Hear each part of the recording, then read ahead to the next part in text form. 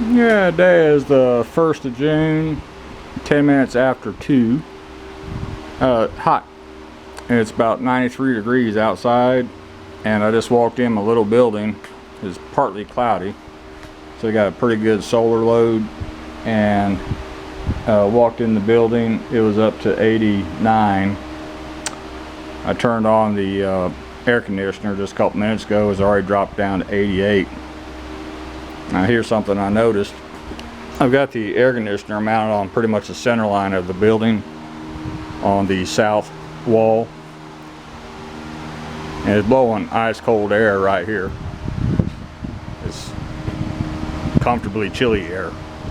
And I noticed if I plug in my circulating fan there on the floor, angle it up a bit to blow towards the front of the building and catch this cool air.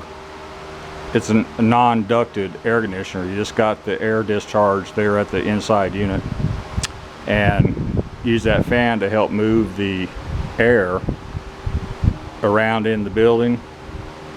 It helps a whole lot on cooling down the entire building faster. I've got this wall mount fan over here where it's mounted. I set it there to point on the lathe when I'm operating it and get some air on my bandsaw, even though the top of the bandsaw is in the way, it interrupts the airflow.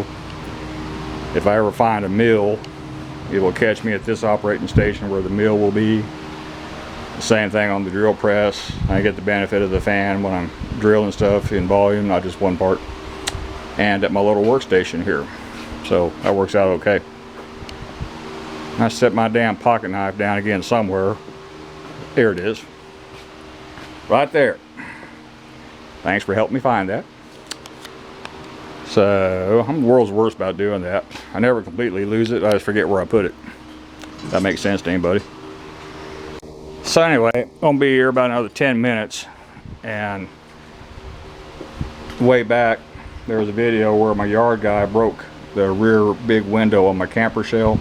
He called me and went to the camper shell place. It's a Lear camper shell. They ordered the replacement. It's the entire assembly, not just the glass. And the one they sent down was the wrong one. It's for a profiled Ford tailgate that has the hump in the middle, and not, this is a 99 Ford F-250. It's got the flat tailgate on the top. There's no profile to it. They put that sumbitch on there and weren't going to tell me about it. And before I left, I walked around the back of the truck, see what kind of job they did, and you could see the problem a mile away. I said, this is the wrong one. Well, what do you mean? I said, it don't fit the tailgate. And there was a Ford there that had the profile tailgate. I said, this profile fits that tailgate. It don't fit my tailgate. Oh yeah. Sometimes people really irritate me. So anyway, they had to order a replacement. It finally showed up. And I was supposed to be down there at 2:30 today, have installed it. I think I'll look at it before they put it on my truck. But they're trying to get me out of there without noticing. Like, how rude. The problem is it won't seal. You know, there's a vacuum on the back of the pickup when you're going down the highway. It'll be sucking in dust and dirt and rain and everything else. And I keep a mattress in that truck on a little framework I built. I prefer not to sleep on a wet bed. But, you know, things happen. It's just irritating that you really got to watch people nowadays to make sure they do their job. One of the reasons I sold my factory, I got tired of watching my employees like a hawk. Make sure they did just the most simple task without screwing it up. I finally said, now I think I'm done.